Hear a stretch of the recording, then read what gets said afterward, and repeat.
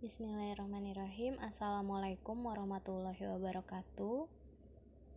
Hari ini saya akan melanjutkan materi kimia kelas 10, yaitu tentang konfigurasi elektron. Sebelumnya saya sudah mengenalkan tentang konfigurasi elektron dan bilangan kuantum. Nah, kalian kan sudah mengerjakan soalnya nih. Banyak dari kalian yang sudah bisa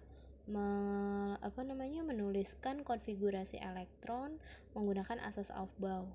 Nah, di sini saya akan menjelaskannya lagi supaya kalian bisa lebih paham, karena konfigurasi elektron ini akan kita pakai untuk penentuan letak suatu unsur dalam tabel periodik atau sistem periodik unsur. Nah, kita lihat dulu apa itu konfigurasi elektron. Nah, konfigurasi elektron yang ditulis menggunakan bilangan kuantum harus memenuhi beberapa kaidah. Yang pertama adalah asas Aufbau.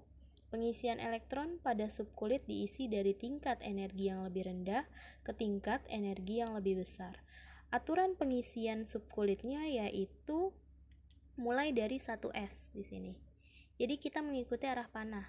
Jadi yang pertama 1S, kemudian naik ke 2S, ke 2P, 3S, 3P, 4S. Jadi kita bukan arahnya ke samping ya, bukan sejajar ke samping, tapi kita mengikuti arah panah, jadi ke bawah arahnya gitu. Jadi setelah 1S yaitu 2S, setelah 2S itu 2P, setelah 2P 3S, setelah 3S 3P.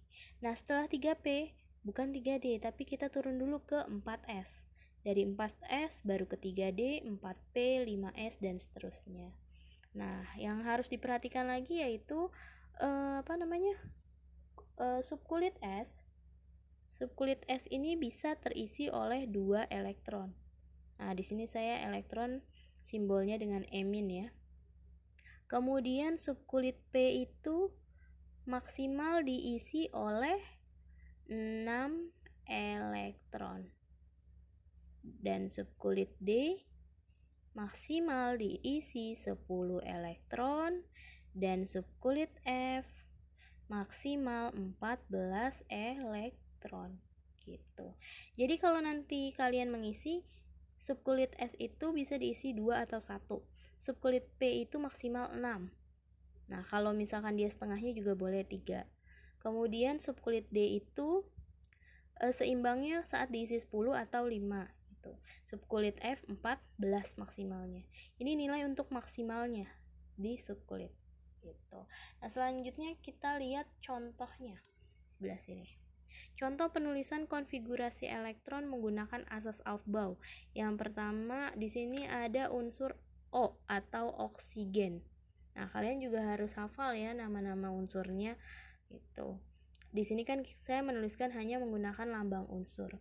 Jadi yang pertama oksigen. Elektronnya 8. Dan di sini yang ditulis adalah elektron pada keadaan standar atau unsurnya dalam keadaan standar.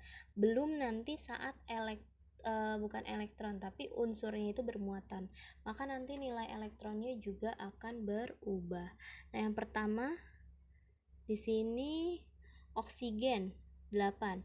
Maka konfigurasi elektronnya yaitu kita mulai dari 1S, 1S2, kemudian setelah 1S2 2S2, 2 tambah 2 jadi 4, kemudian kita lanjut ke 2P 4 gitu.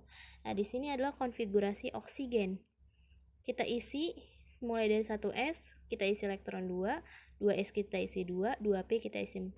Jadi yang kita totalkan di sini kan 8, ya.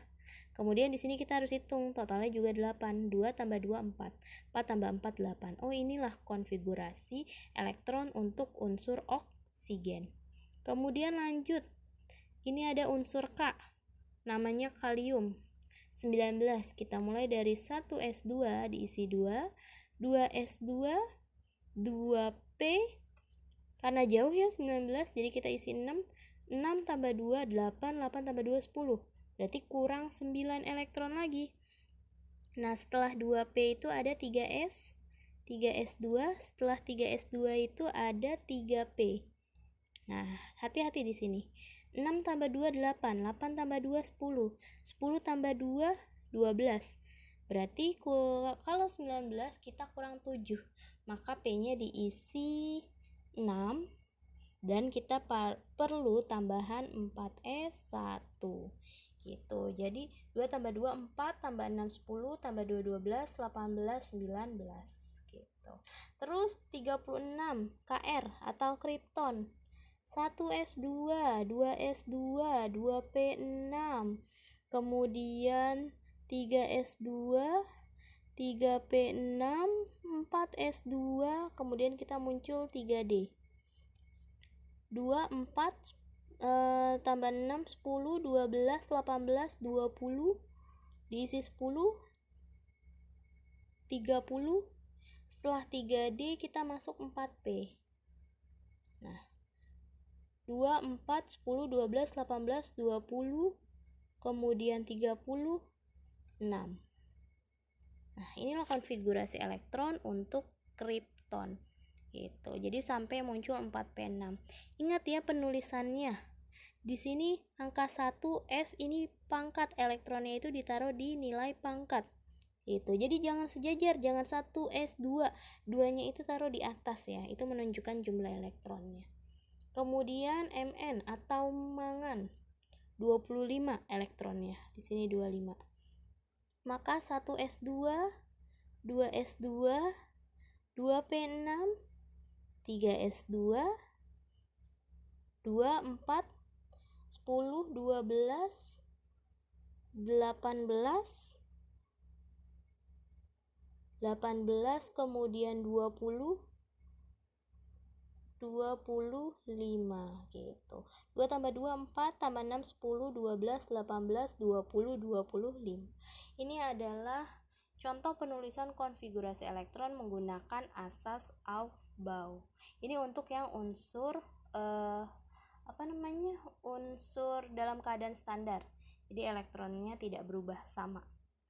Nah, setelah ini saya akan jelaskan tentang konfigurasi elektron untuk unsur yang memiliki muatan.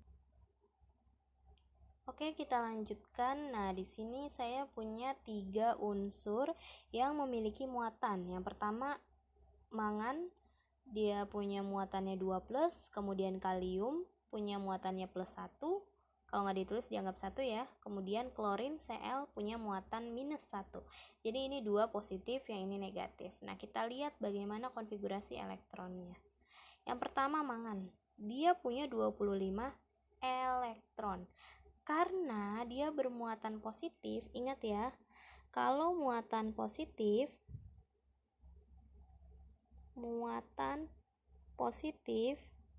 maka artinya elektron berkurang. Sedangkan kalau yang Cl ini kan muatannya negatif, muatan negatif, maka elektron bertambah. Maaf, agak berantakan tulisannya.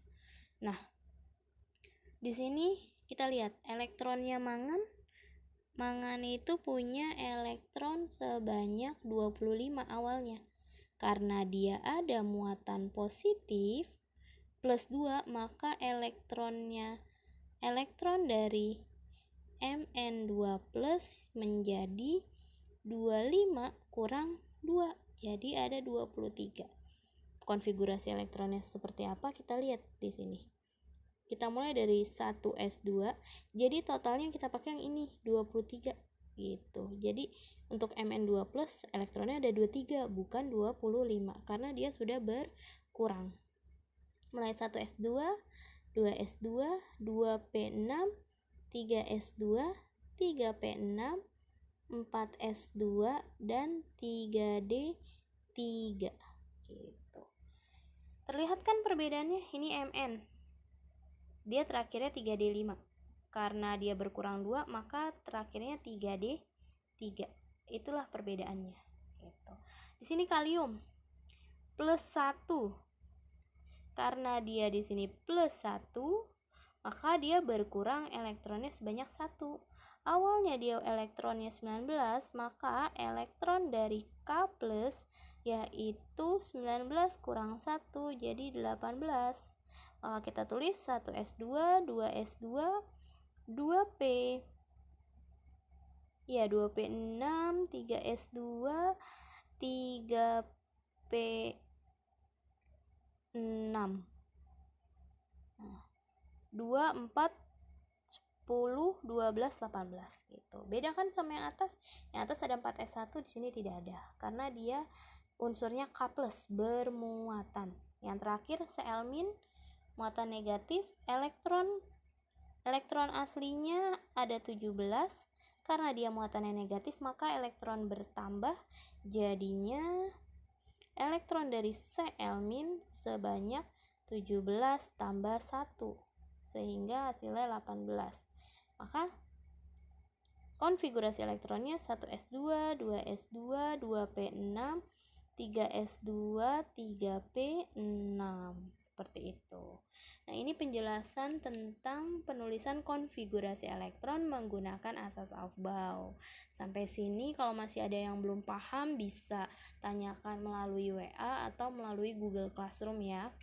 Nah, setelah ini saya akan menjelaskan tentang sistem periodik unsur. Nah, video ini tolong diperhatikan baik-baik karena sebagai modal ya untuk pembelajaran selanjutnya. Karena PJJ, jadi kan saya tidak bisa menerangkan secara langsung, makanya saya buat videonya. Semoga bermanfaat. Assalamualaikum warahmatullahi wabarakatuh.